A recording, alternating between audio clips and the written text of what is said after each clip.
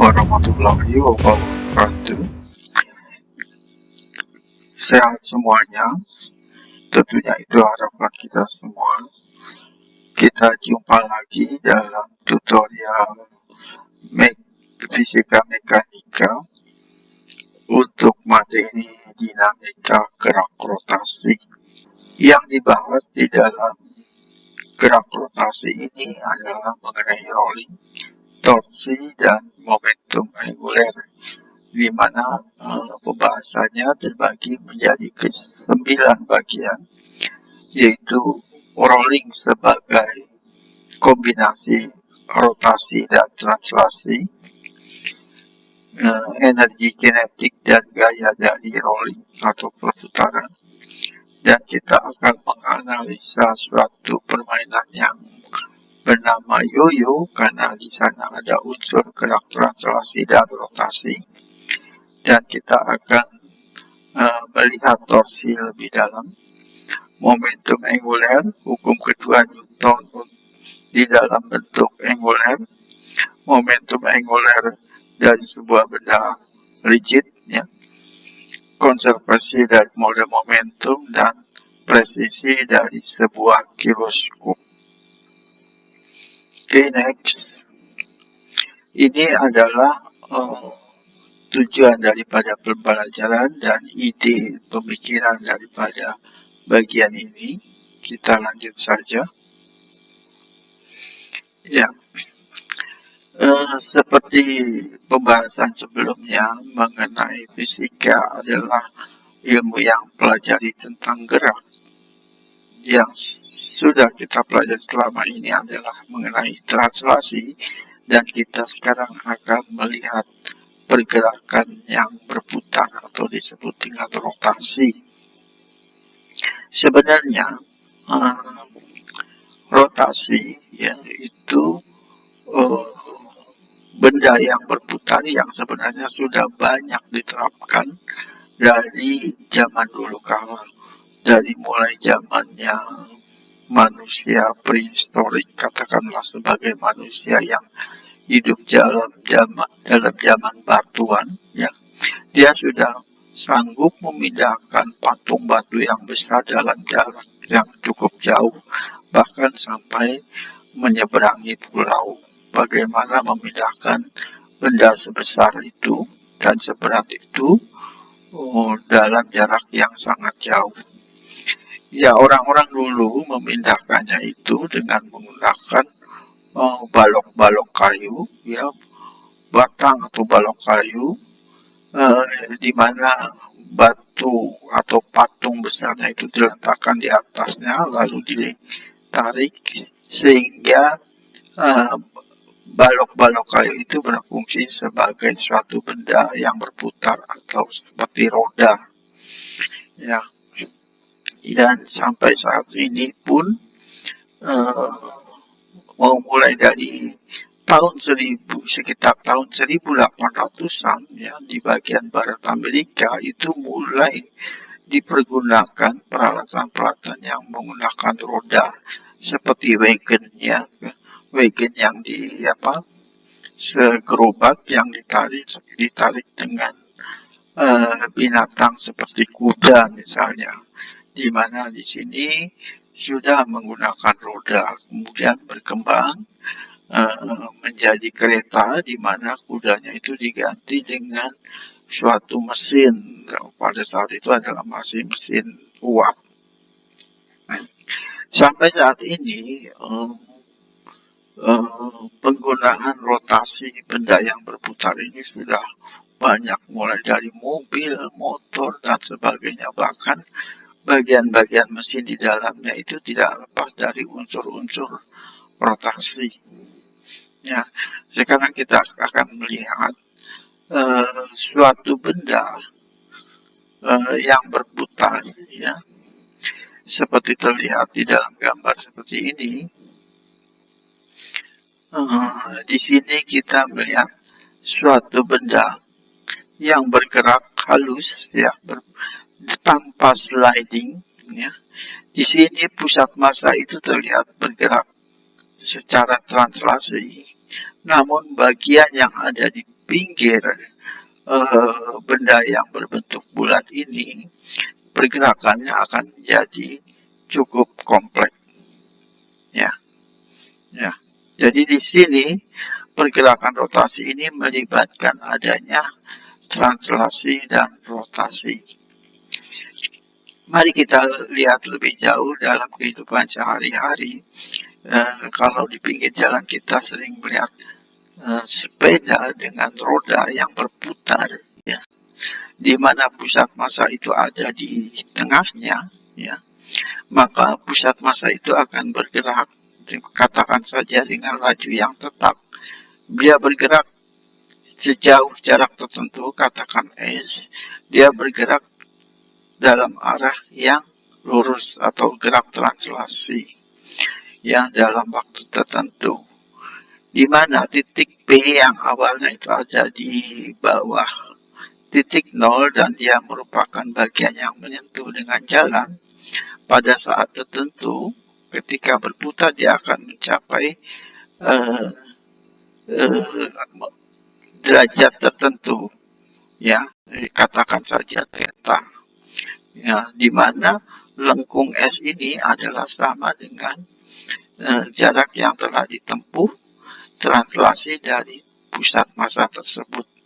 Jadi S di sini kita bisa definisikan sebagai theta dikali dengan jari-jari pada roda itu. Untuk mengetahui kecepatan translasi, maka kita tinggal menurunkan S ini terhadap waktu, di mana theta N juga diturunkan terhadap waktu, sehingga kita mendapatkan kecepatan angular omega ini, ya, omega dikali dengan R.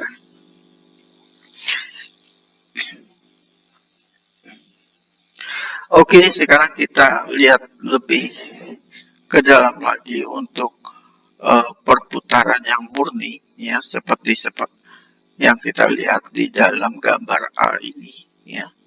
Kalau kita lihat bagian titik P, dia akan bergerak ke kiri, ya. Jadi P-nya itu sebesar Vcom, dan bagian T-nya itu bergerak ke kanan, bagian yang di atasnya, top ini, ya. Ini untuk pergerakan rotasi. Dan untuk pergerakan translasi, maka T ini juga melakukan pergerakan translasi yang tadinya ada di sini, dia menjadi di sini. Dan P juga dalam waktu tertentu dia akan berpindah, dia mengalami gerak translasi, di mana kecepatannya itu adalah ke kanan, Vcom untuk titik P. Begitu juga titik T, ya, karena laju atau kecepatan di sini, ya, itu merupakan suatu besaran vektor, maka kita bisa melakukan penjumlahan langsung untuk titik T itu adalah karena dia rotasi dan translasi ini searah, maka gerak kecepatan di titik T itu adalah sebesar 2 Vcom, ya, sedangkan di titik P itu adalah 0, ya, karena translasi dan rotasinya ini berlawanan arah, ya. Jadi kecepatannya untuk titik P adalah 0. Ya, selanjutnya,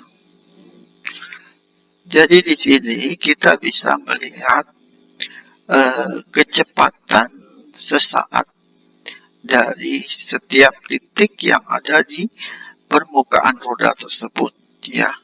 Jika kita lihat gambar seperti ini adalah kecepatan sesaat yang merupakan kombinasi daripada kecepatan translasi dan rotasi, ya.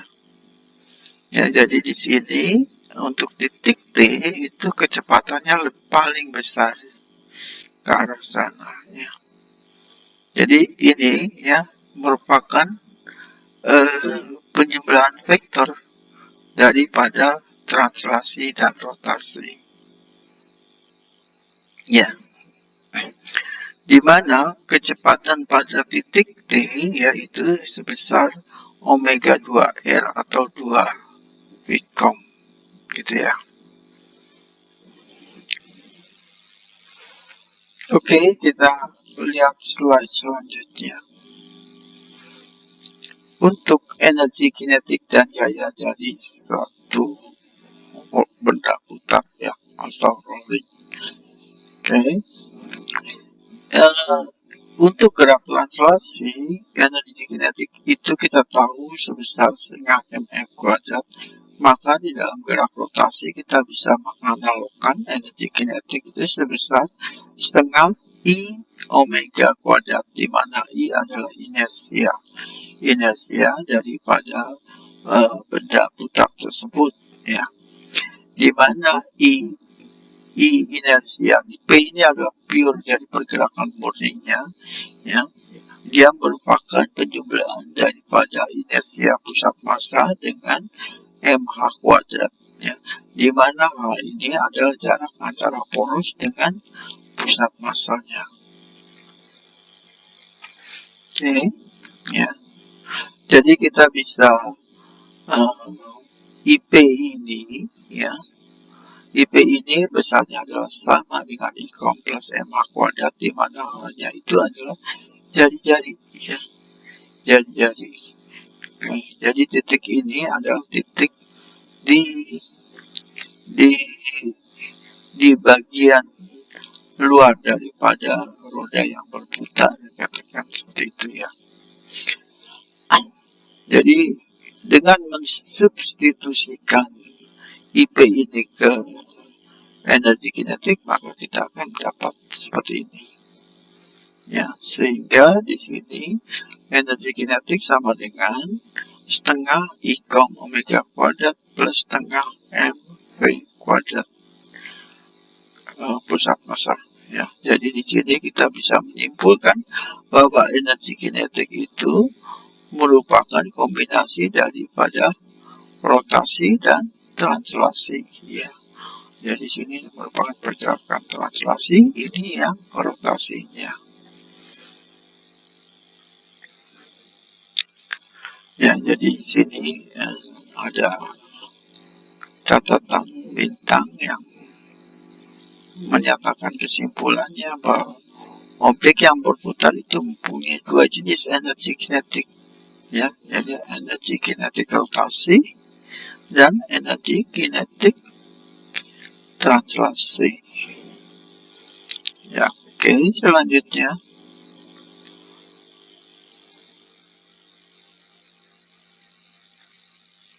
jadi kalau tadi kita sudah mempelajari di mana benda itu bergerak dengan kecepatan konstan ya, jadi di sana tidak ada percepatan.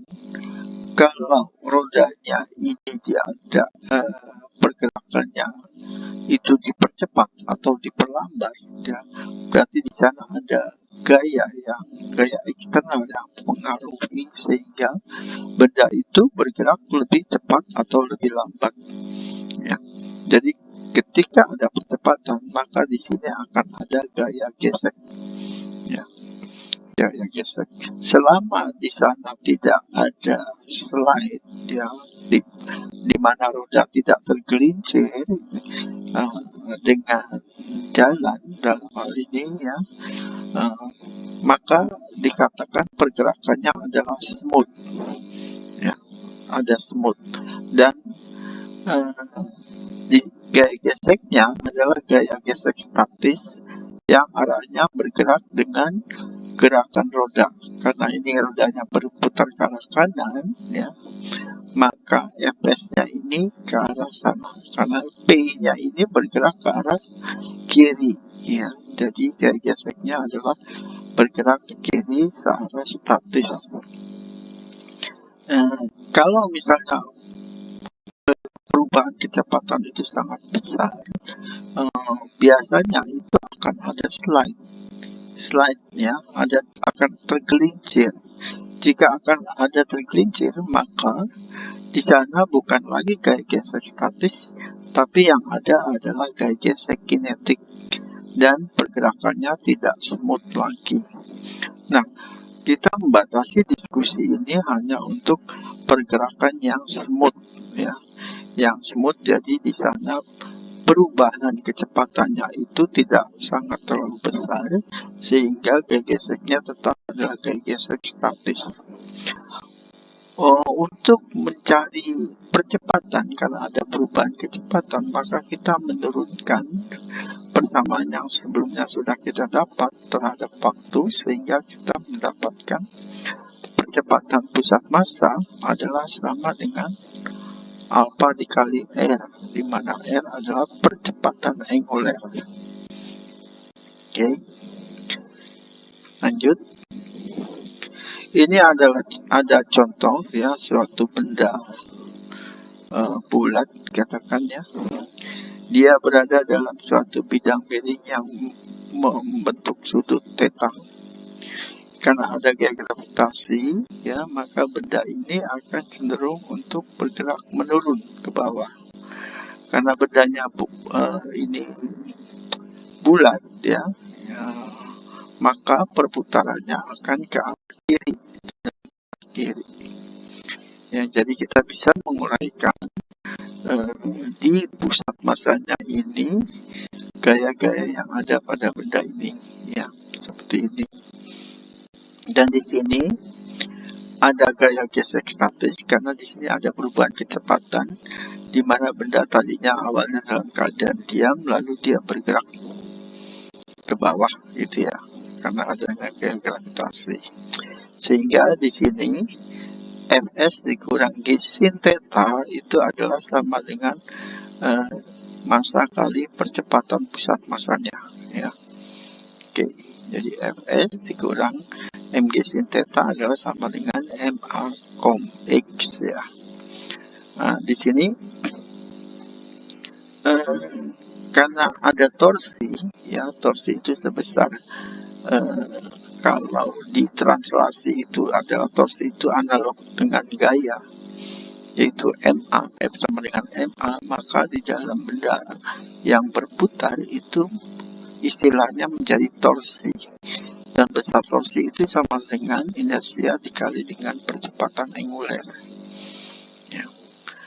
Percepatan angular torsi itu tidak lain adalah gaya yang ada pada benda itu dikali dengan lengannya, dalam hal ini lengannya R, dan gayanya adalah Fs, karena rotasi pusat putarannya ada di sini, yang ada di titik tengahnya, ada di pusat massa, sehingga torsi adalah sama dengan Rfs sama dengan I, ya, I pusat massa dikali dengan alpha.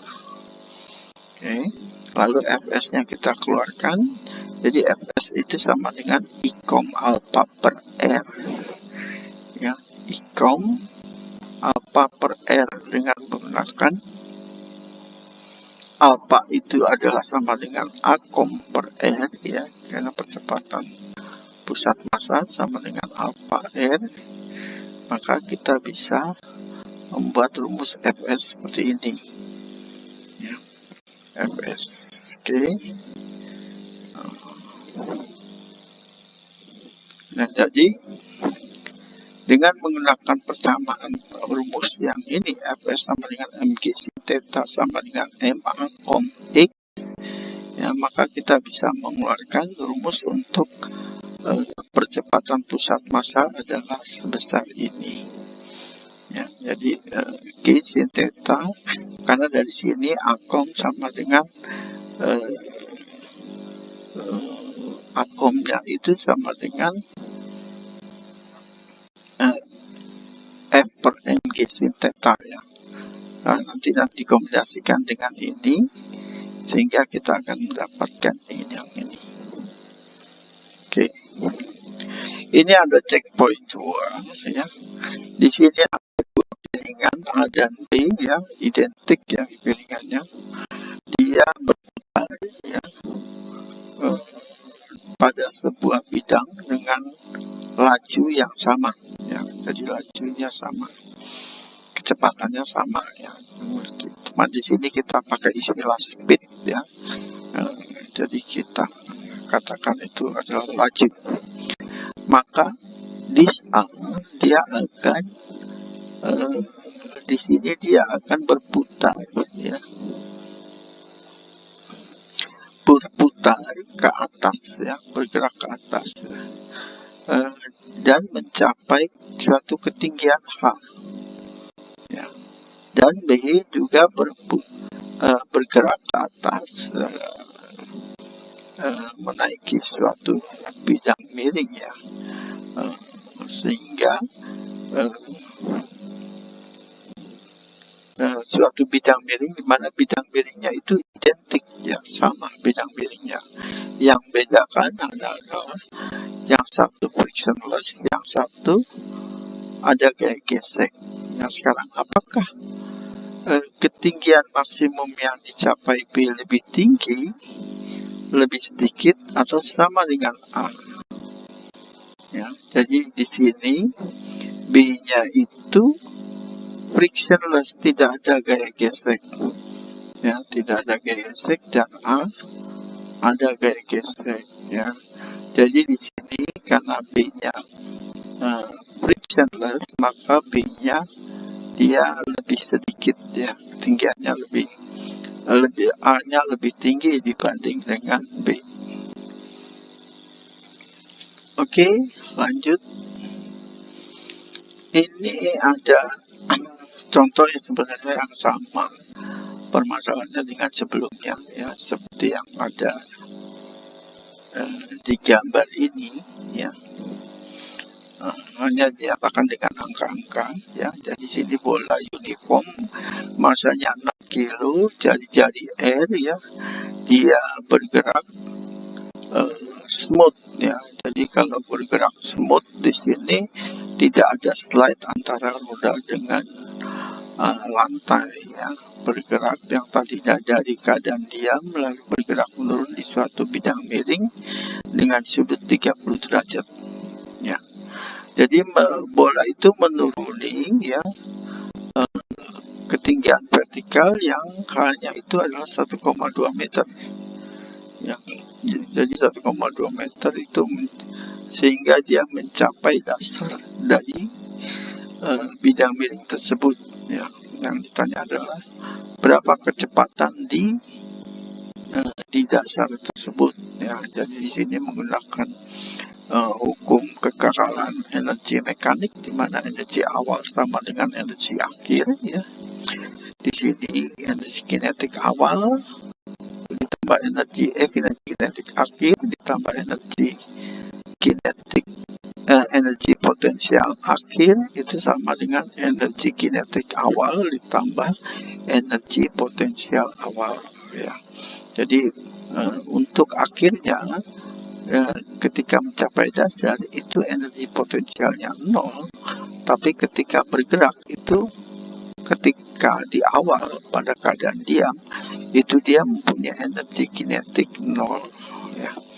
Sehingga kita dapatkan Vcom itu sebesar akar 10/7 GH yang besarnya adalah 4,10 meter per detik. Sekarang yang B ini ada berapa besar dan arah gaya friksi dari sebuah bola yang berputar ke bawah, ya. Besar dan arah gaya friksinya, ya.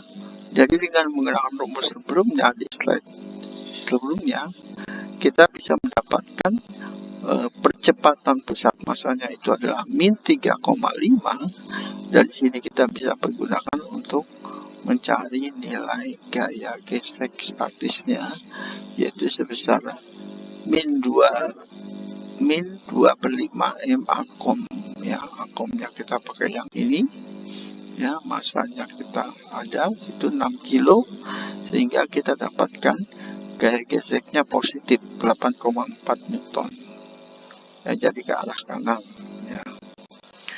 Oke, kita lanjut. Nah, kita masuk ke yoyo.